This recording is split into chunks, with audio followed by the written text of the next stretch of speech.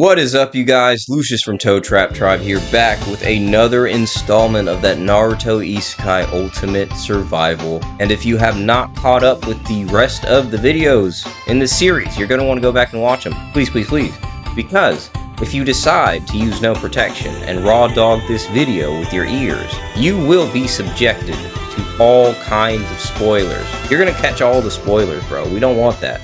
So please, go back and watch, then come back to this video. And without further ado, let's get right into the content. So, we've got a special event, sort of. This is acting as the season finale of our tuning exam arc. We're gonna wrap everything up pretty nicely by the end of this video, so stick around. Last we left off, Kabuto threw his match in the final round of the tuning exams against you, in similar Shikamaru fashion, right? And why did he do this? It looked like he had somewhere else to be, which is a huge hit to your ego, but not as much as he hit your vitals, because you're in the hospital and things aren't looking great, but you'll pull through, or you would have. But then this dude decided to show up in your hospital bed saying that you didn't pan out or something weird like that. Yeah, he's got a chakra scalpel raised high in the air, and since he kind of paralyzed you damn near in the last episode, there's not a whole lot you can do about it. But for some reason, as Kabuto is about to strike you down, he's overcome with the strange cringe urge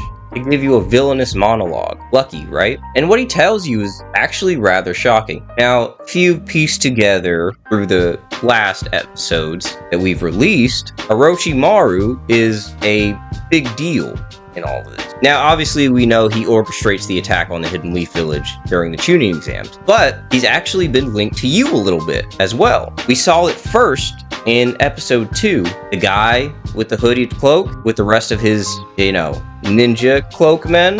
Yes, that was Orochimaru testing you. He was interested in you. Why? It was because you came from another world. He knew something was off about you, but he couldn't quite place it. And so this was his way of testing you out. He gives you the scroll to see what you'll do with it. And later, in the Forest of Death, you fight Jirobo. You remember that? He was in the thumbnail, his silhouette at least, but we did actually use an image of Jirobo in the video. So it wasn't like a super difficult thing to puzzle out. But you get the idea. Kabuto says that Orochimaru was interested in you because you represented an opportunity. He thought you had some kind of weird time-space powers as to how you managed to hop from your world into this one. Now, you have no such knowledge of how you came to be in this world at all, so you're not totally useful to him in that regard. Originally, it looked like you might get the Sasuke treatment, but I told you you weren't good enough for that. Not at all. What happens here is Orochimaru decided that since you cannot give him this information alive, maybe he can get it from you dead. And that's why Kabuto's here. And as he's explained all this, you are saved by the bell, so to speak, or by your classmates at least, because Yamanako and Adamuku are there to visit you to see how bad your injuries really are.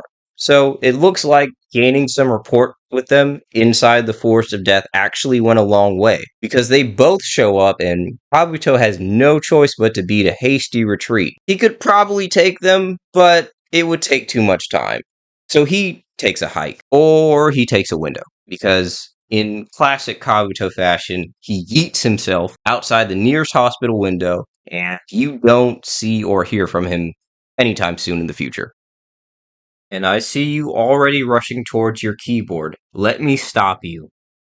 The continuity concern that you're most likely curious about is how Kabuto was in your hospital room about to kill you, when he should be busy putting everybody to sleep with the genjutsu.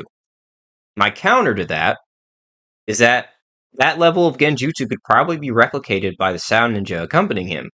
And the reason I say this is because Sakura, of all people, was able to release it. Now I get it. He's proficient in genjutsu. This is not a bashing of Sakura, but she's only a genin still. So if she was able to release this genjutsu, I feel like it's probably not overpowered at all. Let me know how you guys feel about that in the comment section down below. Moving on. Yabanako and Adamuku have kind of laid out the Sand Village's plan to you, and they seem a bit remorseful about not being able to speak about it with you earlier. But now that they've laid all the cards out on the table, you have a decision to make. And you decide that you aren't really accepting of the fact that Orochimaru has kind of spearheaded all of this and now is trying to destroy this village that's done nothing to you. So the logical answer for you is to decline and say that you can't be a part of this, and you're actually going to do your best to try and save the Hidden Leaf Village, which makes sense. However, your comrades can't really side with you on this one. They're native to the Sand Village. They've got ties. Blood. It really is their home. For you, it's a little bit different. You hardly know how you even got here. So you're able to make the decision fairly easily, and Yabanako and Adamuku, while seeming a bit upset by your decision, they decide that they aren't going to try and stand in your way, and they leave you to yourself. With that being said, you kind of hobble out of the hospital building after a few minutes, and you're greeted to this terrible sight. The Hidden Leaf Village is under siege by a giant three-headed snake, courtesy of yours truly, Orochimaru. Now, as you're kind of leaning on the wall for support, you see somebody rush overhead, and it's none other than Asuma Sensei, the guy who taught you a couple of techniques to use in Chunin exams. You feel a wave of relief wash over you as Asuma comes to your side, but he seems really upset with you. He asks you why you've done this and the extent of your involvement, but after questioning you for only a few moments, it's pretty clear that you had no idea any of this was going on, and you relay to him that you just found out about this yourself. Asuma rationalizes that it probably wouldn't make any sense to put you out of commission if you were supposed to be a part of this operation. He accepts that Kabuto doing what he did doesn't make a whole lot of sense. And with that, he tells you to stay put while he handles this giant snake problem. But you can't really let that happen. You've got a bit of feeling left back in your body, and now you decide that it's time to go on the offensive. You want to help the Hidden Leaf Village,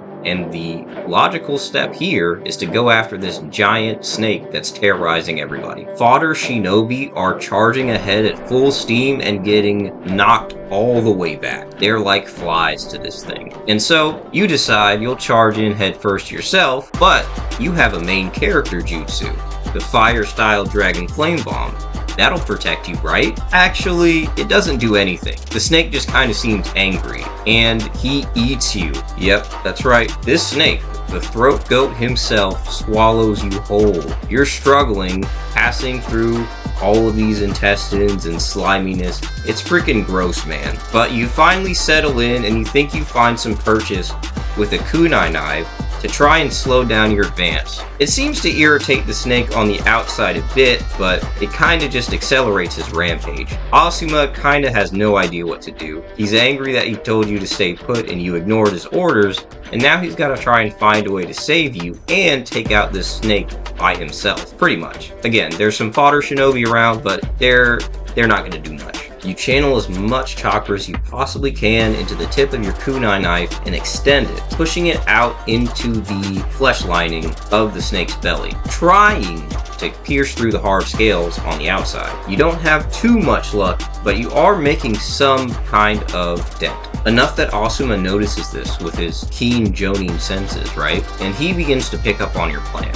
So he goes in with his own chakra blade and start slicing and dicing. The two of you spend the better part of a few minutes just doing chip damage to this thing, but it's what you have at the moment. And eventually, there seems to be enough of a gap where you feel like you can reasonably use a technique to get yourself out of this. And of course, we're going to revisit the well until you learn a new jutsu. We're going to use that main character style Fireball Dragon Flame Bomb. This time, an absolute behemoth of a flame erupts from the snake's stomach, shooting out into the sky, embers falling everywhere. This one's over. The snake is dead. You've stopped that rampage. Now you can turn your attention somewhere else. Asuma gives you his thanks, as well as some other Hidden Leaf ninja. You certainly earned some points in their favor for this one. Asuma steps aside to give you some BS speech about the Will of Fire, and you feel proud of yourself for a moment. But The worst is yet to come. Orochimaru is still fighting the third Hokage, and I don't think I need to say it, but that fight's completely out of your league. You can't help much. So your efforts are going to be focused on trying to gather up the rest of the villagers who might have been left behind, trying to get everybody that you can to safety. And that is exactly what you pour your energy into. You managed to get many civilians to safety in the time when Leaf Village and Sand Ninja are battling it out in the streets, and ultimately your efforts are rewarded later on, but as it happens normally in the story, the third Hokage unfortunately loses his life in the battle against Orochimaru, and that is an event that cannot be prevented. But in light of the tragedy, you showed a lot of bravery in helping the Hidden Leaf Village out when they really needed it most. So guess what? Even though you're technically a traitor to the Sand Village, you have a place to stay in the Leaf. And guys, that'll do it. That will conclude Season 1 of the Naruto Isekai Ultimate Survival Guide series. It's been a heck of a ride. Upload schedule has been abysmal, but I want to thank you guys so much for supporting videos, leaving likes, viewing, all that crazy stuff. You helped us get to 100 subscribers before the end of 2022, and I'm very grateful. So please like, comment, subscribe. Season 2 is on the horizon. That'll take us through the Sasuke retrieval arc. Oh, and as you would expect, Season 3 is going to take place in Shippuden. So there is more on the way. Don't worry, I'm not going to blue ball you too hard. More content coming. Please stay tuned while we're working on Season 2. There's going to be other content circulating the channel, so please keep an eye on that. And thank you so much, guys. Have a good one.